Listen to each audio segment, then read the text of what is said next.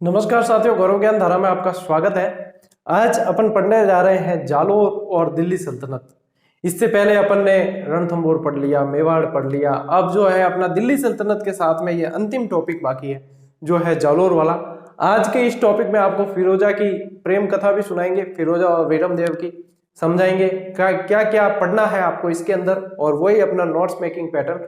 और जहां तक कोशिश रहेगी कि सवाल बाहर न जाए और व्यवस्थित तरीके से पढ़ेंगे। ज्यादा समय नहीं गवाते हुए सीधी क्लास को शुरू करते हैं।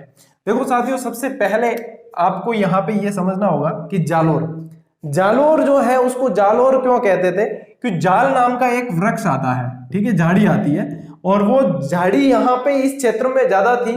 और लोर का मतलब होता है सीमा, जाल प्लस लोर यानी सीमा। और इस तरीके से ये जो नाम बना ये जालोर बना। जाबालीपुर भी कहते थे, गुजरातरा प्रदेश का ये हिस्सा था, तो ये जालोर था। यहाँ पे पहले बताते कि नागभट्ट प्रथम अपन ने पढ़ा था, तो उसने राजधानी भी बनाया, तो उनका प्रतिहारों का भी शासन रहा, फिर परमारों का भी शासन रहा, फिर चौहानों का शासन रहा, और ये सोनगरा चौहान कहलाए थे। क्यों कहलाए ये भी बताता हूं आपको। तो यहाँ पे जो है सोनगरा चौहानों की शाखा का संस्थापक यदि मानते हैं तो वो है आपका कीर्तिपाल। और ये जब चौहान अपन ने शुरू किए थे तब मैंने बताया भी था उस समय। और इसको मुहूर्त नैन्सी ने, इस कीर्तिपाल को मुहूर्त नैन्सी ने क्या कहा है, मुहूर्त नैन्सी ने कहा है कि तू एक महान शासक। कई बार प्रश्न बनता है कि तू एक महान शासक किसने कहा, तो कितु से पता चल जाएगा कीर्तिपाल को कहा, लेकिन किसने कहा ये बनता है। तब आपको क्या ध्यान रखना है कि मुहूर्त नैन्सी ने ये चीज कही है। अब इनकी जानकारी बहुत सारी देखो स्रोत से मिलती है, जैसे विक्रमदेव सोनगरा रिवाज, कान्नड़देव प्रबंध, इन सब से जो है फरिश्ता ने भी उल्लेख किया है, तो मुहूर्त नैन्सी ख्यात है, इन सब से इनकी जालोर की और ये जानकारी मिलती है। थोड़ा सा ध्यान रखें आप। पद्मनाभ ने लिखी कान्नड़देव प्रबंध, है ना, ये चीज ध्यान में रखें। अब देखो जालोर दुर्ग जो है उसका उपनाम सोनगढ़ और सुवर्णगिरी भी है, ठीक है। वैसे दुर्ग में विस्तृत पढ़ाऊंगा, लेकिन यहाँ पे इसलिए बता रहा हूं कि ये जो सोनगढ़ नाम है ना, इसी सोनगढ़ नाम से फिर अपभ्रंश करके धीरे धीरे ये सुवर्णगिरी का अपभ्रंश सोनगढ़ हुआ, और सोनगढ़ से रिलेटेड ही सोनगरा चौहान है। तो सोनगरा चौहानों की जालोर में शाखा की स्थापना किसने की थी, कीर्तिपाल ने की थी। यहाँ पे ये ध्यान रखना है। अब मेन जो अपना प्रश्न जो बनते हैं वो बनेंगे आपके कान्नड़देव और अलाउद्दीन खिलजी से, लेकिन उसके पहले शासकों में एक एक दो लाइन ही है, लेकिन वो सीधे के सीधे प्रश्न बनते हैं, उनके अलावा आपके ज्यादा प्रश्न नहीं बनते हैं जो मैं आपको बता रहा हूं। इसमें ध्यान रखना कि एक शासक आएगा यहाँ पे कीर्तिपाल के बाद में, समर सिंह के अंदर वैसे दिल्ली सल्तनत से इसका कोई लेना देना नहीं है, लेकिन एक लाइन ध्यान में रख लें अपन कि चालुक्य जो भीमदेव द्वितीय था, उस भीमदेव की पुत्री लीला देवी से इसने विवाह किया था। बस एक ध्यान रखना है सिर्फ कि समर और लीला, ठीक है, लीला समर, ये ध्यान रख लेना। समर सिंह ने लीला से विवाह किया जो भीमदेव द्वितीय की पुत्री थी। अब फिर बाद में शासक आता है उदय सिंह, और ये थोड़ा सा इंपॉर्टेंट है, क्यों है वो भी बताता हूं कि उदय सिंह के समय देखो, एक तो इल्तुतमिश, दिल्ली का सुल्तान इल्तुतमिश और नासिरुद्दीन, इनका आक्रमण हुआ, नासिरुद्दीन महमूद का। अब ये प्रश्न है ना, कॉलेज व्याख्याता जो अभी हुई थी एग्जाम, इस कॉलेज व्याख्याता के मतलब जो जीके वाला पेपर था उसमें हूबहू ये प्रश्न आया। प्रश्न की लैंग्वेज थी कि इल्तुतमिश का आक्रमण जालोर के कौन से शासक के समय हुआ। अब उस समय व्यवस्थित रूप से पढ़ा नहीं है तो उदय सिंह दिमाग में ही नहीं आता है और दूसरा कुछ करके आ जाते हैं, तो वहां पे ये गलत हो जाता है।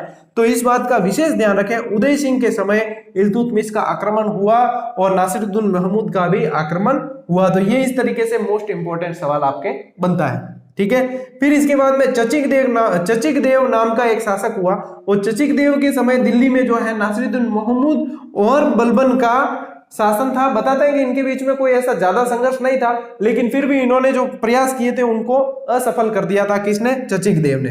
तो बलबन और नासिरुद्दीन महमूद, खास तौर पर ध्यान रखें, बलबन के समय कौन थे, चाचा जी थे, यूं ध्यान रखिए, चाचा जी का बल, ठीक है। चचिक देव के समय बलबन का वहां पे शासन था। तो देखो उदय सिंह के समय पूछे तो इल्तुतमिश और नासिरुद्दीन महमूद, चचिक देव के समय बलबन और नासिरुद्दीन महमूद हो गया। यहाँ समर सिंह के समय अपन को ध्यान में नहीं रखना है, फिर आगे आएंगे अपने उसमें ध्यान रखेंगे। एक फिर बाद में शासक आता है इनके बीच में सामंत सिंह, और सामंत सिंह ने जो है सारंगदेव बघेला वंश का, बघेला राजपूत थे ये, तो सारंगदेव बघेला की सहायता से जो है जलालुद्दीन खिलजी को खदेड़ा था। बस इतनी सी एक थोड़ी सी ध्यान रखना। सारंगदेव की सहायता से किसने, सामंत सिंह ने किसको खदेड़ा, जलालुद्दीन को खदेड़ा था। ये 5-6 लाइन ही है, लेकिन 5-6 जो दिल्ली सल्तनत से रिलेटेड है आपके सिलेबस के अकॉर्डिंग, वो सारी की सारी बताइए। बिल्कुल मतलब ये मक्खन है आपके लिए, जो है बिल्कुल आपको तो सिर्फ खाना ही है, आपको छांटने की आवश्यकता नहीं पड़ेगी।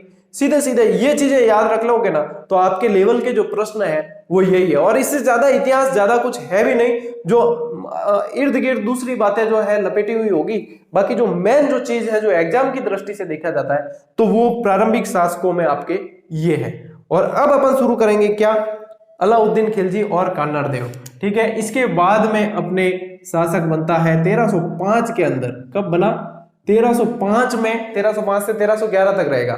1305 में कान्नारदेव शासक बनता है और कान्नारदेव और अलाउद्दीन के बीच में संघर्ष होगा। अब संघर्ष का कारण क्या है वो मैं बताता हूं आपको। इसमें 3 जो है स्रोत है और तीनों अलग अलग कारण बताते हैं। सबसे पहले मैं आपको बताऊंगा कान्नारदेव प्रबंध के अनुसार क्या कारण था, कि कान्नारदेव प्रबंध के अनुसार ये बात बताई गई है कि देखो दिल्ली और गुजरात के बीच में ये चित्तौड़ भी पड़ता था और ये अपने रणथंभौर भी पड़ता था, क्योंकि रूट वही है, और जालौर भी पड़ता था।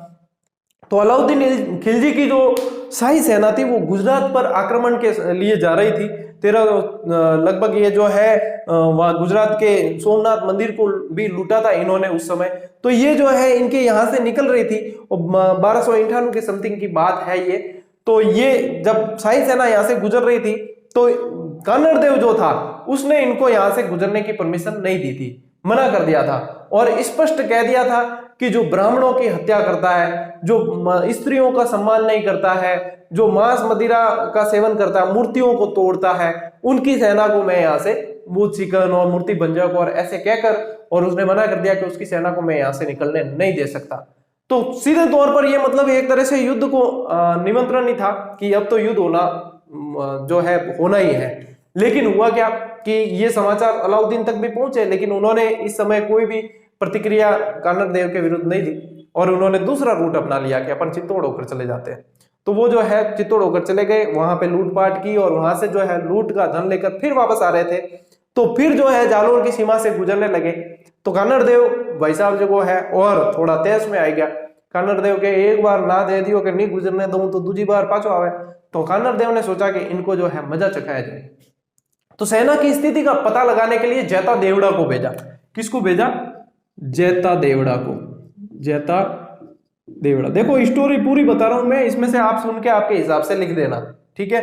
जैता देवड़ा को भेजा और जैता देवड़ा को भेजते हैं और वहां की स्थिति पता लगाते हैं। जैता देवड़ा आकर कहता है कि युद्ध करने की कंडीशन नहीं है, उनके अंदर वैसे भी जो है लूट के धन को बंटवारे को लेकर फूट पड़ी हुई है। वो बताया था ना मैंने आपको, 9 मुसलमान मंगोल और इनके बीच में जो है फूट पड़ी हुई है।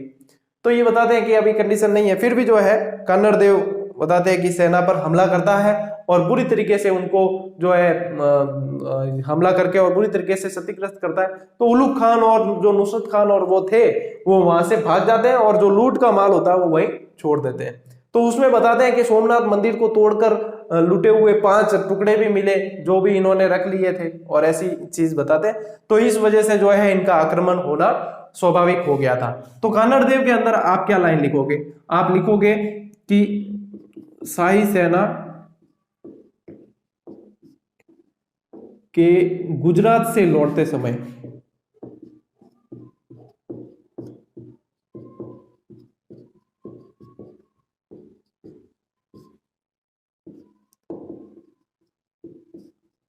कान्नारदेव द्वारा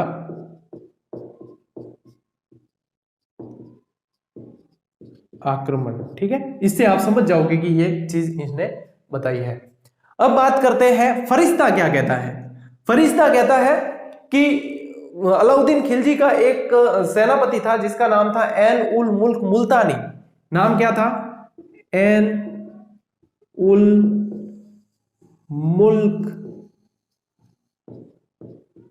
मुल्तानी। ये एन उल मुल्क मुल्तानी को जो है इसके पास में भेजते हैं कान्नारदेव के पास, और मतलब अधीनता स्वीकार करने का प्रस्ताव लेकर। और एन उल मुल्क मुल्तानी जो है कान्नारदेव को थोड़ा सा जो कन्विंस कर लेता है, मना लेता है और फिर जो कन्नड़ देव जो है जाता है वहां अपने दिल्ली में जाता है शाही दरबार में अधीनता स्वीकार करने के लिए, ऐसा बताते हैं। तो अधीनता स्वीकार करने के लिए जाता है, लेकिन उसकी देखो इच्छा नहीं थी, ऐसा बताते हैं। क्षत्रिय था तो इच्छा नहीं थी, फिर भी जाता है कि शाही सेना है और ये है, तो उस तरीके से जाकर और वहां पे जब दरबार लगता है तो उसकी इच्छा तो थी कि एक बार मिलकर अलाउद्दीन से जो है सुबह अपन निकल जाएंगे, ऐसी इच्छा थी। लेकिन सुबह जब दरबार लगता है तो अलाउद्दीन साहब भाई साहब जी जो है बैठा दरबार में और सेकी बघार था, मतलब वो दिल्ली में शासन कर रहा था तो अपनी बड़ाई करने लग गया। अलाउद्दीन बड़े ठोक तो बैठ इनके, मेरे से लोहा लेने वाला कोई भी हिंदुस्तान की सरजमी पे कोई भी ऐसा शासक नहीं है जो मुझे ललकार सके या मेरे सामने युद्ध कर सके। तो कन्नड़ देव उसी दरबार में था। कन्नड़ देव को सहन नहीं हुआ। कन्नड़ देव के भाई साहब अलाउद्दीन मन में भांग खाइजे मत, और मैं अजी जीवता हूँ। और अल्लाह बताते कि कन्नड़ देव ने उसको ललकार दिया उसी समय वहीं पे, और ललकारते हुए वहां से निकल गया और फिर जालोर आ गया। तो इस बात पर जो है अलाउद्दीन भी नाराज हो गया कि बड़े दरबार में मेरे को ललकार दिया, तो मतलब युद्ध की स्थिति होनी जो है स्वाभाविक थी। तो ये फरिश्ता की बताई हुई स्टोरी है कि फरिश्ता कहता है ये है। तो अब इसमें क्या लिखना है आपको, ऐन उल मुल्क मुल्तानी द्वारा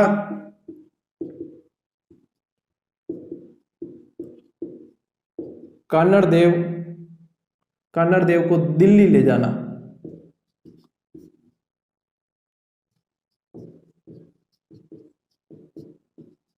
और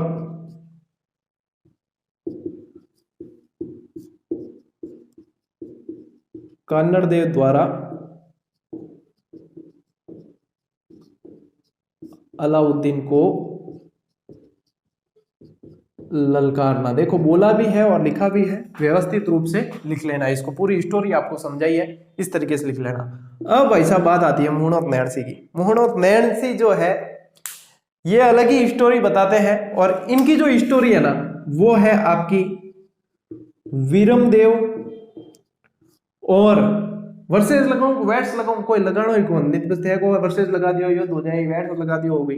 वीरमदेव और फिरोजा की। फिरोजा अलाउद्दीन की पुत्री थी, वीरमदेव कन्नड़ देव का पुत्र था। ठीक है, वीरमदेव के बारे में बताते हैं कि वीरमदेव बहुत ही बलशाली, हट्टा कट्टा और बहुत सुंदर नौजवान, मतलब सर्वगुण संपन्न कहते हैं वीरमदेव, ऐसा राजकुमार था। तो ये जब ऐनुल मुल्क मुल्तानी और इनको लेके गए, वीरमदेव भी कन्नड़ देव के साथ गया था, और जब दिल्ली में ये गए तो फिरोजा की नजर जो है वीरमदेव पर पड़ती है, और फिरोजा जो है फर्स्ट साइट लव बोलते हैं ना उसकी शिकार हो जाती है। पहली नजर, ए प्यार तेरी पहली नजर को सलाम, ऐसे कुछ गीत है ना, मेरे को ये गीत के बोल याद नहीं रहते। फिर स्टूडेंट कहते सर ऐसे नहीं था, ऐसे था 16 बरस की बाली उम्र को सलाम, ऐसा ही है कुछ, ए प्यार तेरी पहली नजर को सलाम। तो पहली नजर वाला ये प्यार यहाँ पे इनको हो गया, first love at first sight ऐसे बोला जाता है। देखो अपने इस मामले में थोड़े से कच्चे रहे हुए हैं, पता नहीं है, इसमें थोड़े बढ़िया है, स्टडी के मामले में थोड़े से इधर बैकफुट पे है, तो ये चीजें जो है थोड़ी सी बतानी पड़ती है स्टूडेंट को, इसलिए है। तो अब देखो वीरमदेव और फिरोजा क्या, फिरोजा जो है उस पर मोहित हो गई, सीधी सी बात हिंदी में कहे तो मोहित हो गई, पूरी तरह से मंत्रमुग्ध रह गई उसको देखकर। तो फिरोजा के मन में भाई के एक तरफा प्यार था, सीधी सी बात तो ये है। फिरोजा के मन में है कि मैं शादी करूंगी तो इस राजकुमार से ही करूंगी, ये चाहे जो भी है इसी से करूंगी। और ये बात जो है धीरे धीरे अलाउद्दीन को पता चल गई। अलाउद्दीन भाई साहब के बेटी हम जाए, अरे एक गली बाता कौन वे तू समझ जा, ए कोई ब्याह व्याह करन थोड़ी आया है, ए अधीनता स्वीकार करने आया है, अपन अधीनता स्वीकार करानी है, और ए आपरे रास्ते और आपा अपार रास्ते। तो फिरोजा देखो आजकल की छोरियां समझाना थोड़ा मुश्किल ही है, तो बी टाइम फिरोजा भी मानी कौन, फिरोजा के हाँ डैडी जी शादी करूंगी तो इसी से करूंगी, नहीं तो नहीं करूंगी। अब पुत्री के मोह में अलाउद्दीन भी क्या कर सकता था। अलाउद्दीन ने जो है ये प्रस्ताव वीरमदेव के पास भेजा कि भैया ये है बात, ऐसी ऐसी बात है। वीरमदेव को जब पता चला, वीरमदेव क्या नहीं, वीरमदेव क्षत्रिय था, राजपूत था, मुस्लिम जो है इनके सुल्तानों के साथ में ये विवाह नहीं करना चाहता था, तो उसने जो है क्लियर मना कर दिया, और वहां से बताते हैं कि वो निकल गया प्रस्ताव को ठुकरा कर जालोर के लिए। अब ये जब प्रस्ताव ठुकरा कर गया तो अलाउद्दीन को जो है, अलाउद्दीन के मैं सुल्तान हूं, मेरी बेटी का प्रस्ताव दे रहा हूं, मेरी बेटी का प्रस्ताव कोई ठुकरा कैसे सकता है। तो इस जो है उसकी मतलब मानस बन गया युद्ध करने का। तो इस दरमियान जो है फिरोजा कहती है कि डैडी थोड़ा सा आप जो है कंट्रोल करो, मैं जाती हूँ जालोर और मैं मेरे हिसाब से बात करके आती हूँ। तो फिर बताते हैं कि फिरोजा जाती है जालोर और फिरोजा जाती है तो कानड़ देव। देखो मेहमानों की आवभगत और स्वागत सत्कार करना जो है क्षत्रिय धर्म रहा है, और राजस्थानी तो वैसे भी इस मामले में बहुत आगे जाने जाते हैं। तो जैसे फिरोजा आती है तो कानड़ देव बहुत बढ़िया तरीके से उसका आवभगत सत्कार वगैरह करता है कि आइए आप हमारे मेहमान है, ऐसे वैसे भी उस आदर सत्कार करता है। फिरोजा भी वहां पे उस आदर सत्कार को सम्मान देती है, और उसके बाद में जो है मुद्दे पर आ जाती है कि ये बात है कि मेरे को वीरमदेव पसंद आया और मैं विवाह करना चाहती हूँ। लेकिन फिर वापस वही बात वीरमदेव ने मना कर दिया, और फिर जो फिरोजा वापस आ जाती है अपने दिल्ली। ऐसा बताते कि वहां से फिर आ जाती है दिल्ली। अब मना कर दिया तो फिर युद्ध करना जो है करना ही था। तो इस दरमियान बताते हैं कि अपने अलाउद्दीन जो है इसकी नौकरानी यानी कि फिरोजा की दायमा थी एक तरह से, गुलेबिस्त नाम था उसका, गुलेबिस्त को भेजता है वहां पे और उन पे आक्रमण करवाता है। और बताते हैं कि इस युद्ध में जो है वीरमदेव मारा जाता है, और वीरमदेव का जो सिर काटकर फिर फिरोजा के पास लाया जाता है और फिरोजा को दिया जाता है। तो फिरोजा उसके सिर का ससम्मान अंतिम संस्कार करवा के और बाद में खुद भी यमुना में कूद कर अपनी जान दे देती है, आत्महत्या कर लेती है।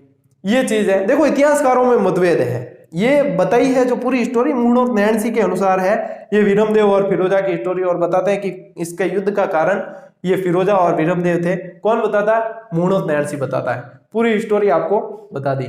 लेकिन बाद में इसमें होता क्या है, इसमें अब आगे स्टोरी और दूसरी है। कमालुद्दीन गुर्ग जो है वो आक्रमण करेगा और ये सारे सिवाना पर आक्रमण होगा, जालोर के ऊपर आक्रमण होगा। ये आपको मैं अगली स्लाइड में बता रहा हूं, लेकिन उससे पहले ये चीजें आप अच्छी तरीके से नोट कर लो। और मुझे जहां तक लग रहा है कि आपको ये चीजें अब अच्छी तरीके से समझ में आ गई होगी, पूरी स्टोरी आपको सुना दी है। और इसके बाद में फिर आपको नोट्स मेकिंग पैटर्न के साथ में दूसरी चीजें बताता हूं। पहले इसे नोट करो, फिर अपन चलते हैं कक्षा के अगले पड़ाव में।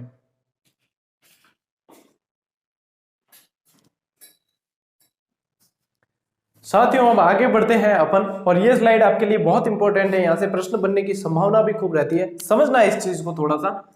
फरिश्ता के अनुसार अभी अपन ने बताया था कि ऐनुल मुल्क मुल्तानी को भेजा था, और वो जो है कानड़ देव को जैसे तैसे पटाकर जो है दिल्ली ले गया। तो ये वही चीज है कि 1305 में ऐनुल मुल्क मुल्तानी ने आक्रमण किया, लेकिन असफल था। फिर उसने जो है कूटनीति से ये वहां पे ले गया। तो ये थोड़ा सा लिखने के लिए आपके ठीक रहेगा, ऐनुल मुल्क मुल्तानी का आक्रमण जो है 1305, ठीक है ना। फिर जो है 1308 में कमालुद्दीन गुर्ग ने, ये कमालुद्दीन गुर्ग है, इस गुर्ग शब्द का अर्थ होता है भेड़िया, ठीक है।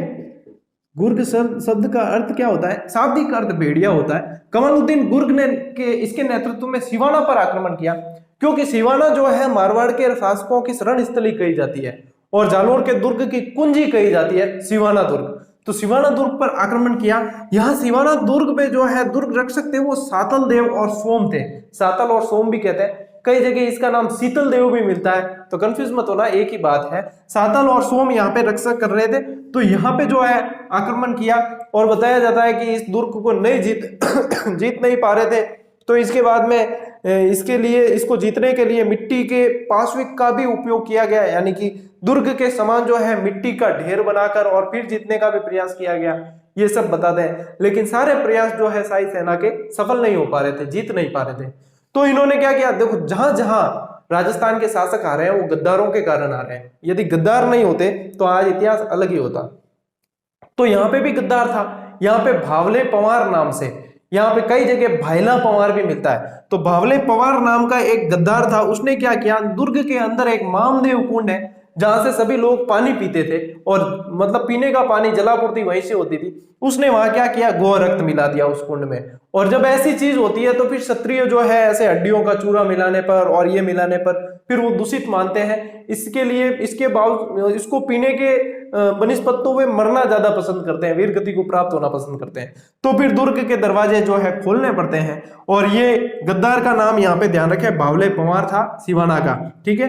और फिर वो वहां पे सातल देव और इनके नेतृत्व में जौहर होता है, केसरिया इनके नेतृत्व में, और रानी मैनादे थी इसके नेतृत्व में जौहर होता है, और सिवाना का साका होता है। फिर अलाउद्दीन इस सिवाना के दुर्ग को जीतकर इसका नाम खैराबाद रख देता है। और ये मोस्ट इंपोर्टेंट प्रश्न है, पूरे के पूरे इंपोर्टेंट ही प्रश्न है, और साथ में आपको बताइए कि क्या किस तरीके से है, ठीक है। अब जब यहाँ पे 1308 में इस सिवाना दुर्ग को जीत लेते हैं, तब फिर एक नए सिरे से रणनीति बनाकर जालोर दुर्ग पर आक्रमण करता है। कौन?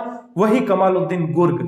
ठीक है, अपनी बुक में शायद ये गुर्ग की जगह मिस टाइप होकर दुर्ग टाइप हो गया, उसको सही कर देना, क्योंकि मिस टाइपिंग हालांकि मैं छटवा रहा हूँ जितने भी है, फिर वो बाद में आपको संशोधित करवा दूंगा सारी की सारी, उससे संबंधित चिंता मत करना। तो 1311 में कमालुद्दीन गुर्ग जो है वो जालोर पर आक्रमण की पूरी रणनीति बनाता है और नए सिरे से जालोर पर आक्रमण करता है। अब देखो, जालोर का दुर्ग ऐसा दुर्ग है राजस्थान का जिसके दरवाजे कोई भी आक्रांता नहीं खोल पाया, इतना मतलब दुर्ग जबरदस्त दुर्ग है। लेकिन यहाँ पे भी देखो फिर वही गद्दार, जहां जहां गद्दार है वहां वहां तो मतलब जो है सत्ताएं हिली है। ठीक है, तो यहाँ पे जो गद्दार है वो याद रखना, बीका दहिया। अब बीका दहिया की क्या स्टोरी और जालोर दुर्ग की क्या स्टोरी वो मैं बताता हूँ। जब शाही सेना का शिविर बाहर डला हुआ था और कोई आस नजर नहीं आ रही थी कि कैसे जीता जाए, तब जो है ये मुगल है चाहे सल्तनत काल के, तो ये कूटनीति पर जल्दी आ जाते हैं। कूटनीति मतलब कि अंदर के एक व्यक्ति को मिलाओ अपने अंदर, उसको लालच देकर, तो फिर वो अंदर का भेद बताएगा, और जब भेद पता चल जाए तो फिर तो लंका भी ढह सकती है, तो ये दुर्ग भी क्या है फिर। तो उनको यहाँ पे पता किया कि बीका दहिया इनके संपर्क में आया किसी तरीके से, और बीका दहिया को जो है इन्होंने लालच देकर अपनी तरफ मिलाया और कमजोर पक्ष पूछा कि दुर्ग का क्या है, हम कैसे इसमें मतलब अंदर जा सकते हैं, किस तरीके से।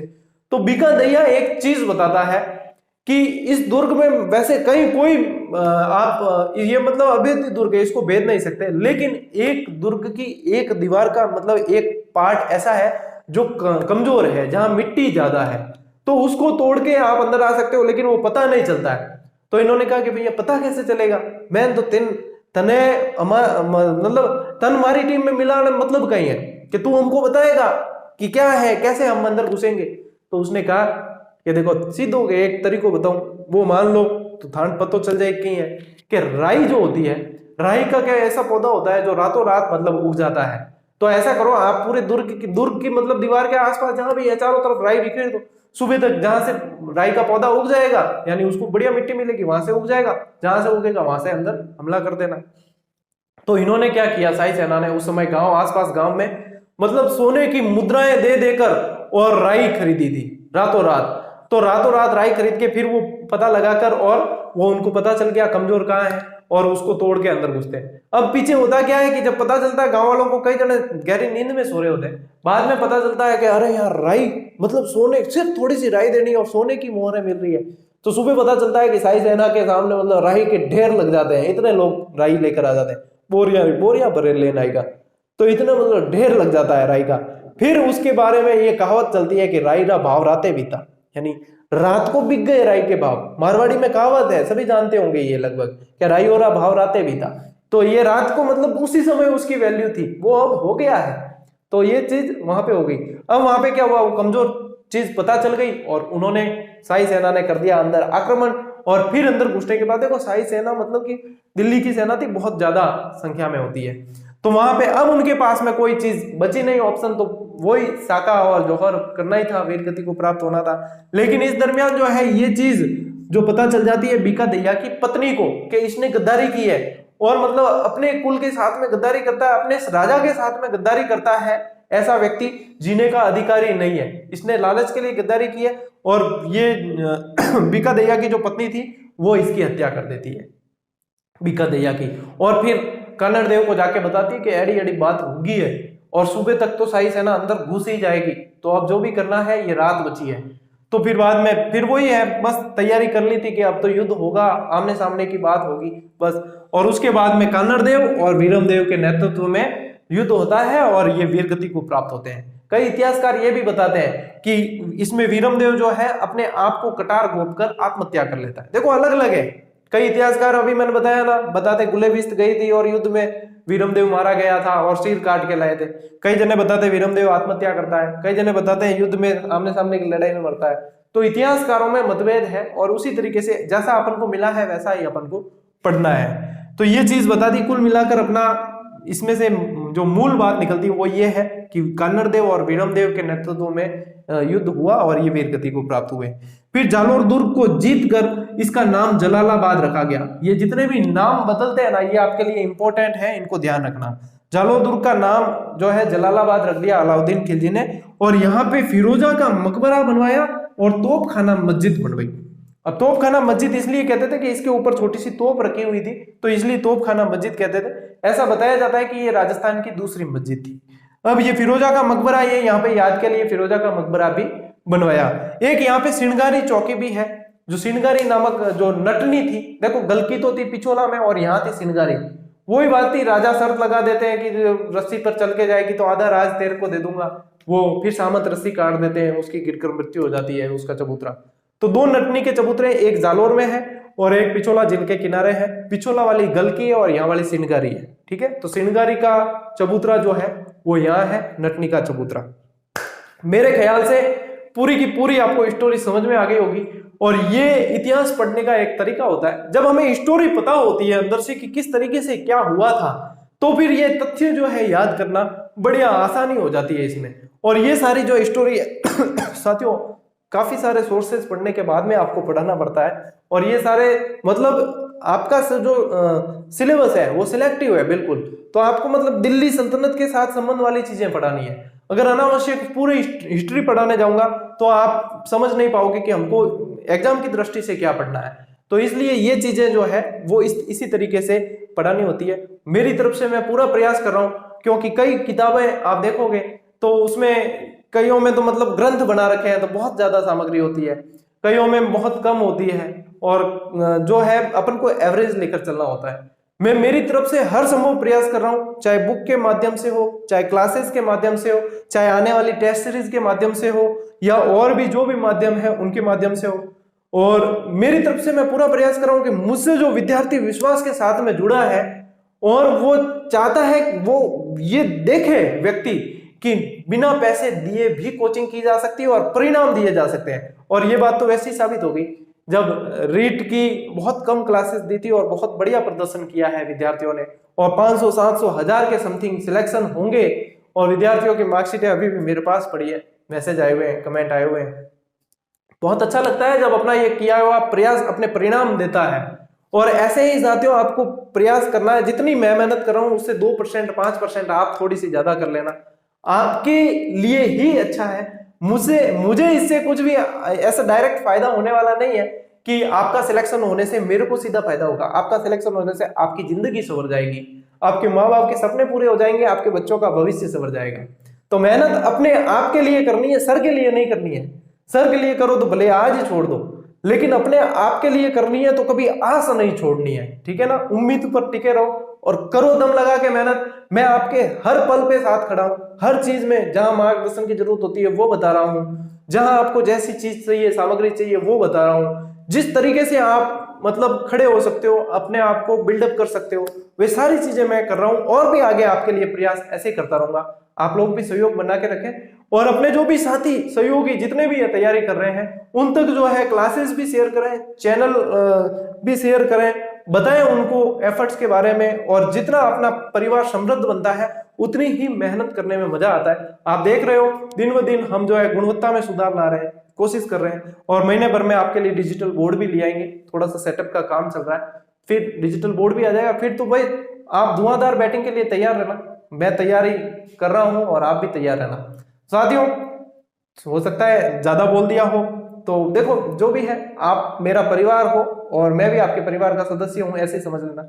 जो मन में आता है कह देता हूं, जो आपके लिए सही होता है वही कहता हूं। ज्यादा ऐसी बात नहीं है कि सिर्फ फॉर्मेलिटीज करने के लिए, क्योंकि फॉर्मेलिटी वाला अपने बीच में वो रहा नहीं। मैं पूरी आपसे दिल की बात करता हूं, इसलिए ये सारी बातें कर लेता हूं। तो अब ज्यादा बातें हो गई है वैसे, अब मिलेंगे अगली क्लास में। आप लोग इसका स्क्रीनशॉट लेके इसे नोट कर लीजिए बहुत अच्छी तरीके से, और अपन मिलते हैं अगली क्लास में। तब तक के लिए राम राम, जय हिंद।